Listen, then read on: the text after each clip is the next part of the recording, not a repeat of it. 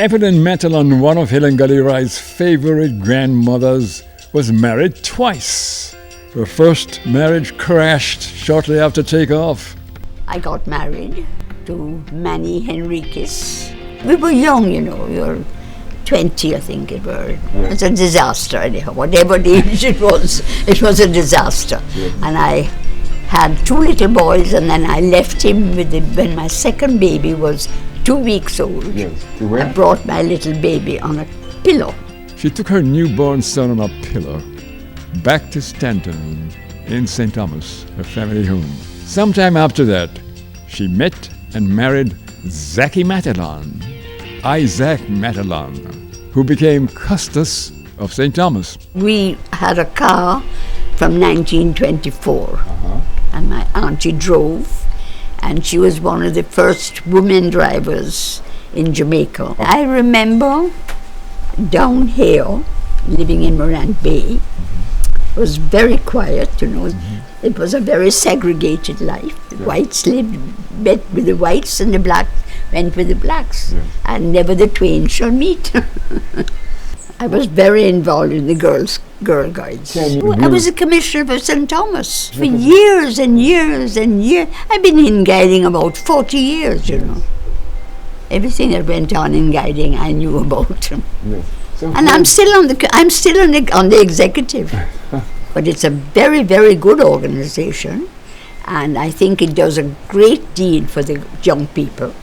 It teaches them morality, and it teaches them honesty. I mean, it has every good principle in it. And I think the more we could have scouts and guides, the better our country would be. I'm not Christian, you know. I'm Jewish. All right. Do you think the Jewish history, religion and culture has had a profound effect on your own life? I'm not very orthodox, and I'm not very observant, but I'm very deeply committed to my religion. There's no way I would ever come out of it. But I'm really not very orthodox. Have you ever been to Israel? Yes, I've been 3 times to Israel. And I'm very impressed with everything there. If I had my life to live over again, I think I would go and live there. Yes, it would have been a big wrench because I'm very Jamaican, but I would have been very tempted. As a matter of fact, my husband and I were tempted to go shortly after we got married, but I had a mother and aunt that lived in the house next door, and I'm an only child, so they had nobody else but me, and if we left, they would have been devastated, so we didn't go. And I'm glad, I'm very happy. I've had a wonderful life here, and I love my country dearly. Oh, I think my religion has had quite an influence on my life, yes. When I was little, we had no Sabbath school, so I never studied it. You know, I've never really had the opportunity. And what I have learned about my religion mostly is from my husband, who was very knowledgeable about it, because his father came from Damascus. And he was quite a religious man. They had a much more religious upbringing than I had. Matalon? Yeah. But it has always meant a lot to me, and I would never have contemplated marrying out of it. You know, I would always like to have married a Jew. All my children are Jewish, and my grandchildren up to now. Yes.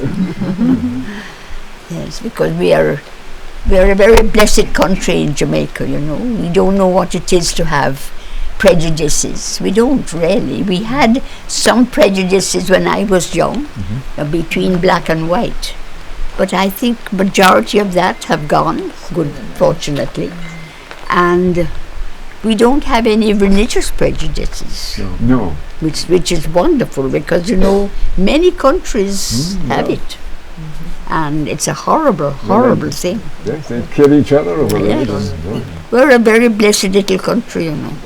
We don't realize it until we go away. It's true. So true. When you go away and you see what's going on over there, you realize what the blessings of Jamaica. Yeah. We're a very blessed country, and one of the chief things, I think, is that we all mix. We're all together. There are little pockets. There are still little pockets of white people that don't like black people. I don't tell you no. But generally speaking, we are a very homogenized people. I think that's wonderful. Yes. Because, we're all God's children. I think so. I mean, this nonsense about because you're another religion, I don't like you, or your skin is white and I'm black. I mean, it's horrendous. I'm Hyacinth Bent. Yes. I'm a retired teacher. How you met Miss Evelyn? I met Mrs. Matalon because of teaching. I was at Cedar Valley Primary School in the early 70s. And when she came along with those cookies, and of course, even before the cookies, she came along and we had the brownie pack. Yeah. And a number of girls, they normally join the pack at age 6. You have younger girls, and they will go up to about 11. Yeah. After that, the bigger ones will be for guiding. And of course, being brownies, they wear brown uniform. The guides, they are blue. We enjoyed selling those cookies so very much, and of course guiding the girls so that they can live good lives and become better citizens, because with the uniform group and so forth, and with the training that they got, they were so disciplined, so very disciplined. And I was at a PTA meeting at a school in the parish, licensed to be exact, and I really questioned. They talk about other clubs that they have for the children. I didn't hear them mention the guides and the brownies, and I really question it. They are really having problems with people to lead, and the principal, in fact the vice principal, was actually asking if I could give some assistance. So I told them we could talk about that, but we wish that as we were in our days before we were retired, we were very willing to be a part of this organization. We didn't get paid for that, but we enjoy doing it, and we enjoy going to the many activities that we have, and the camping and the bonfire. So we are really hoping and wishing that, things will get back to basic. We'll have more brownies and guides within our schools.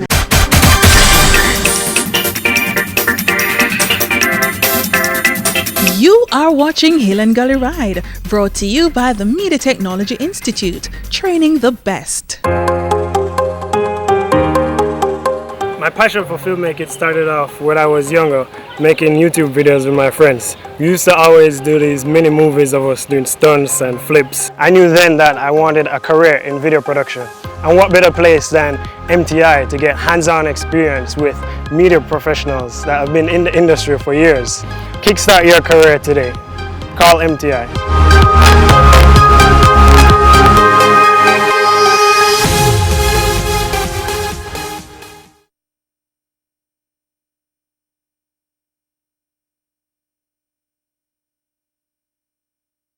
You are watching Hill and Gully Ride, brought to you by the Media Technology Institute, training the best.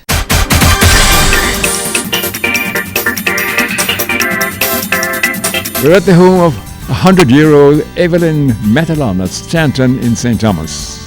The Girl Guides movement in Jamaica played a big part in Miss Evelyn's life. Here is Miss Evelyn. We had brownies and guides in nearly every school in St. Thomas, from Cedar Valley to Dalvey. I used to go into the schools and ask the teachers, would one of them help with the movement? And only once in my life have I ever been refused. Only once that I have ever had nobody to help me. Somebody would always say, I'll help. So it's a wonderful thing. It's a wonderful organization, and it's very sad that it has gone downhill. And it's because we haven't got any leaders, you know. To be honest with you, management is the the be all and end all. No doubt about that. Whatever is well managed is a success. That's right. From business to home to anything else. Clubs, everything, yes. And nations. Yes, and nations, you're right. My name is Mrs. West. I met Mrs. Matalon when I started a brownie pack at the St. Thomas Prep School. That is just about a mile from here, to Stanton Road. And then I was told that, you know, you don't have to worry about how you'd manage because Mrs. Matalon is just at the top of you there. And so I contacted her and she gave me all the necessary help that I needed. And sometimes she would come and give the girls pep talks, which helped them to be more rounded. And, you know, when she came to our promise ceremony, and instead of us preparing refreshments for her, she came down with refreshment for the children, jelly water, and all those things. And so she has inspired me a lot to be a part of the movement. But it has been going down, and we hope, even for Mrs. Matalon's sake, to have it revived again. For Jamaica's sake. And for Jamaica's sake, right. Why don't we use the media to promote the Girl Guides Association? I spoke to a teacher recently, Mrs. Russell, and I think she's trying to get those persons who you said would assist. Friends of Guides. You help the leaders, you know, and they need help. Yes. They need help. We have offered to help in the schools, you know, but it's not followed up. I don't know, maybe we'd have to meet with the principals and to see how best we could get them. I was telling Mrs. Matalon that this year, for the first time, I did not see any brownies or guys at the Remembrance Day service. They had a lot of Red Cross, but there were no... were there scouts there? There were no scouts either, so it's really going down. Fortunately, I'm quite still with it. So I can help. I mean, I can't do the things that I used to do. I can't organize campfires and things like that. But I can come and talk. Yes, I can still talk. Miss Evelyn, what do you think has been responsible for the excellent condition you're now in? I think, you know, a lot is with your genes. Yeah. My mother was like this. My mother was in her 90s when she died. Not as old as I am, but still in her 93 she was. And she was quite with it. And I think that is really the most wonderful blessing that God can give you. I can read, I can talk, I can see. I'm blessed. I'm just blessed. And I have no sickness. You know, I mean, when you're not feeling well, you don't feel like doing anything for people, you know. Yeah. So I'm very, very blessed, and I try to do what I can still. But, you know, it needs a little more push. My name is Joseph Henry Douglas. Joseph Henry Douglas. Formidable name, sir. Yes. From where? I was born in Chapelton, Clarendon. And I came to St. Thomas from 1968. From 1980, I've been working with the Matalons. So how did you meet Miss Evelyn first, and what do you think of her? Well, it comes, I don't know if it start for, they were coming like mother and father to me. Shout to me, so I was like,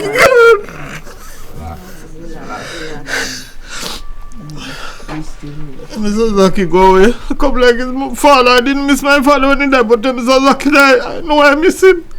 But boy, my children, I didn't have to fret for my children to go to school. They all go to school and they never hungry yet. To Mr. Zaki and Miss Evelyn, they are so good to me. Not because they are very nice persons. What you do for Miss Evelyn? I drive for her. You used to drive for her? I'm the driver for her. I still drive for her. Yes, sir. He's not only my driver, you know, because he makes sure that I have everything with me that I need. If I'm going out, he'll say, Miss Evelyn, you remembered your checkbook? Yes. She's like to beg, and she's a good beggar, but I'm the collector. She begs and I go and collect them. Yeah. And I always enjoy the Girl Guides cookies. Yeah. I used to eat a lot of it. Well, I eat a lot of cookies when I used to sell them from school to school. I went all about in schools delivering cookies and collecting money. When I time come, like Miss Evelyn sell the most cookies in St. Thomas. I don't think anybody sell cookies as what she said.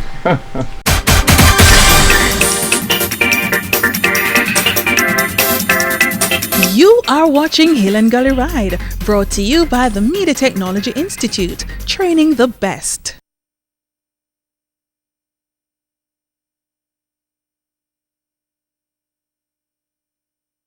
You are watching Hill and Gully Ride, brought to you by the Media Technology Institute, training the best.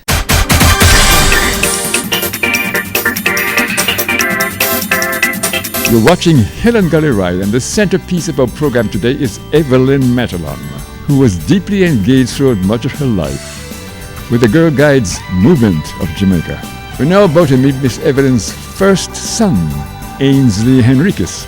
Mr. Ainsley Henriquez, are you Miss Evelyn's first son or second son? No, I am the eldest of the lot. So Richard, I'm proud to be so. Okay, so Richard was the younger one. Richard was my younger brother.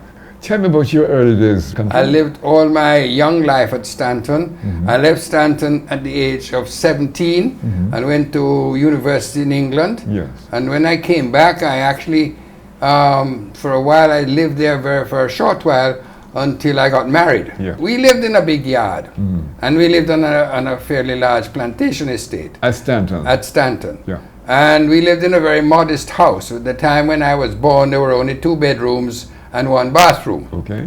And a large veranda. Yes. And dining room. Yes. So when my brother Richard and I were, I think we were probably in the age of about 3 and 4 and a half, something like that. They put on an extra bedroom and bathroom, right, so that we would have our own space. Yes. And that we lived in until, I think probably the late into the 50s. Yes. We went to boarding school. Both of us went to Jamaica College. I went first, obviously. I studied on the veranda with my mother, who had a home school, and I did a little schooling at the Morant Bay Primary as well.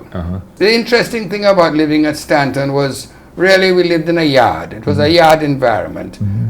I had what I call 3 mothers: a grandmother, a grandaunt, and a mother. Yeah. Who was the grandaunt? The one who drove the car? My grandaunt was Ivy Mordecai. Never married.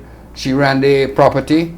And she was quite a lady of business. She rode her property every week on a mule. Yes.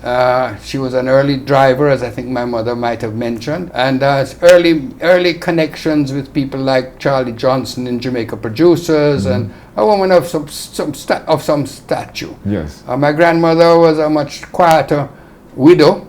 Because her husband had died. My grandfather had died in the Spanish flu in 1919 in Philadelphia. He'd gone away to look for the possibility of working outside of Jamaica and got the Spanish flu and died. She was not a Mordecai. She married a Mordecai. She married my grandfather, who was Ainsley Mordecai. And in my family, for some reason, we don't know, we have grandchildren that have been named Ainsley. Not the sons, but the grandsons. So I'm the grandson of Ainsley Mordecai. Yes. And my name, of course, is Ainsley Henriquez. And I actually have I have a grandson whose name is Ainsley Porter. Anything then you remember, fondest thing, the dearest thing to your heart about your Miss Evelyn when you were growing up? To study with her was really a pleasure. That was one aspect of it. She encouraged us to read. That's another part of the story. Yes. She taught us also to play cards, because living literally over a mile from anybody in any direction, there was not that much social life. Yes. And certainly when I was growing up to the age of 6 or 7, it was during the war. We didn't have gas to travel anywhere. Right. So even if you had a car, it was on blocks to not to be able to travel. Yes. One of the memories of that time was that she encouraged us to go with my grandaunt, who was a member of the Bath Council. So every now and again we'd get a chance to go to Bath and enjoy the waters. So I know Bath from I was a little boy. What about Custis Matalon himself now? Now, of course, my mother then met Isaac Zaki Matalon when he came back from the war. And they fell in love. got married. I was present at the wedding. I can tell you it happened. It was quite an exciting process. Yes. Not one that I was particularly happy with at that age, because one doesn't like to see one's mother being taken away. Right, yes. But I overcame it, and I became very, very fond of Zaki Matalon. As a custos, he was an outstanding person in the parish, and he was very fair and kind and reaching out to all people, all people. Yes. With the marriage to Zaki, we paid much more attention to Judaism. Living where we did in the country outside of Kingston, there was not much opportunity for her to attend synagogue.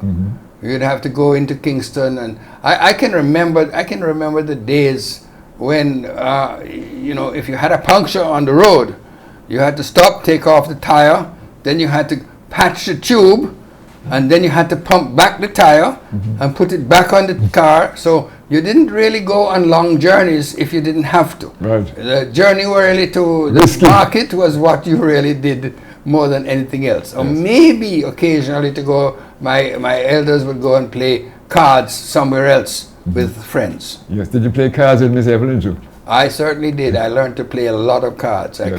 I claim that there's literally a card game that I was not taught to play, or was easy to learn to play because of my earlier experience with games like bridge and patience. You mentioned the word Judaism. But as a Jew, you practice Judaism. It's the Jewish practice of religion. So yes, with Isaac Matalon, who had lived in the Middle East, had lived in Haifa and Tel Aviv on holidays. I had met many of his father's family. He was very versed in Judaism, in practicing as a Jew, and so he was very instrumental in us becoming much more active in Jewish life and in Jewish affairs. And I owe a lot to him for my own efforts over the many years that I've been involved with Jamaica's Jewish heritage and the Caribbean Jewish heritage. Yes. My mother was also, and her aunt and grandmother were very active during the war in something which was really quite interesting. What was that? They used to have knitting groups with all the people who in the parish who wanted to learn to knit, and they knitted for the soldiers of the British Army. So there was quite a lot of that kind of activity that went on. They were able to get wool, and they used to have knitting groups of all sorts of people in the parish to be able to come together to provide these sort of products for keeping soldiers warm. Servicemen, Yes. Who taught you how to knit anyway in the first place? Oh, I think my mother. I think so. Did you yourself ever live outside of Jamaica? Oh, I lived outside. As I said, I went to England in, I think I was 17, end of 17, just before I became 18, and I went to university. Well, actually, I didn't go to university. I had to go and do farm work for a year to get into university because I wanted to do agriculture. Okay, so I went to England at just before I was 18. Where was the university? And I went to Reading. And when I came back, I got involved eventually in growing vegetables. Yes. So I was known as a vegetable farmer. The reason I think perhaps more than anything else why I came back to Jamaica and not sought economic opportunities elsewhere was because of the tremendous amount of letter writing that took place between us. She wrote every week a 6-penny letter. Oh, yeah? And I had to find out of my allowance a letter every week to write back all the years I was in England. You said you had 3 grandmothers or something? No, 3 mothers. 3 mothers. 3 mothers. Well, the 3 mothers really were my grandmother, my mother, my grandmother, and my grandaunt. Yes. And these were the 3 ladies in the house. And then there were 2 helpers, Millie and Aggie, who had been with us for years and years and years and years, and they were almost part of the family. Yes. And in particular, my grandaunt, in her later years, had a chauffeur. But he started with her, working with her way back. Even I think was a teenager. And he was my erstwhile father until my mother remarried. Everybody wants to know how come she's lived so long. And part of the answer, I suppose, is the fact that she's always lived at Stanton with spring water. So I claim that spring water is what's done it. Kept her going. How come you never became a scout? Well, Your mother was so much tied up in the Girl Guides movement, you know? Her cousin Leslie was a famous scout leader in Jamaica. Yeah.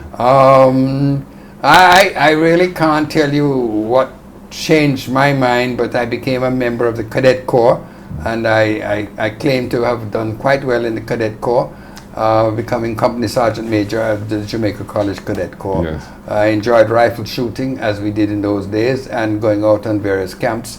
So I had a good time with the Cadet Corps, but never decided to take it any further. Yes. Never joined the Jamaica Defense Force after 1962, and respect the work of the Army. Yes. My first marriage did cause a little bit of angst at the time, but eventually and shortly afterwards, my family became very, very close to my late wife, Sheila. She was a beauty queen, wasn't she? Yes, Yeah. not only in physical, but in all her personality. She was a very wonderful, beautiful woman. Yeah.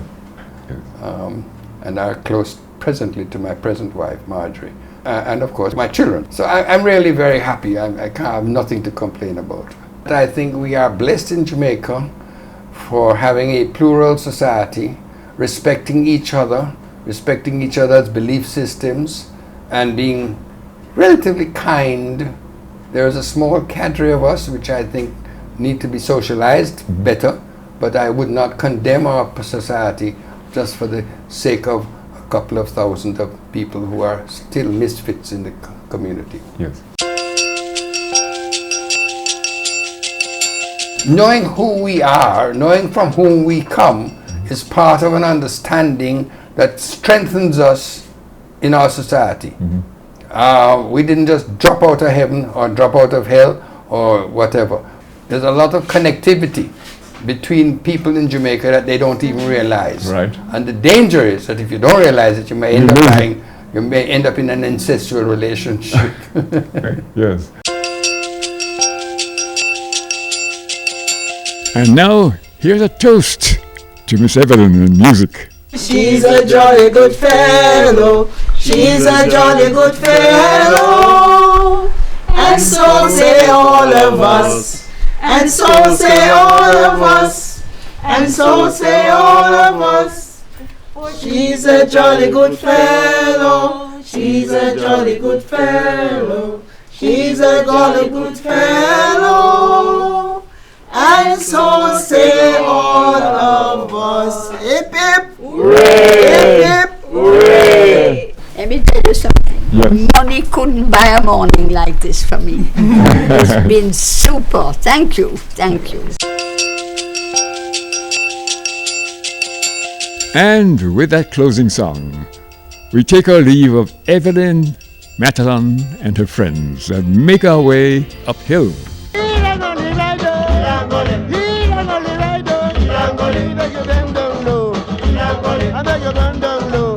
Thank you for watching Hill and Gully Ride. Ah, yeah, yeah, yeah. Ah, yeah, yeah, yeah.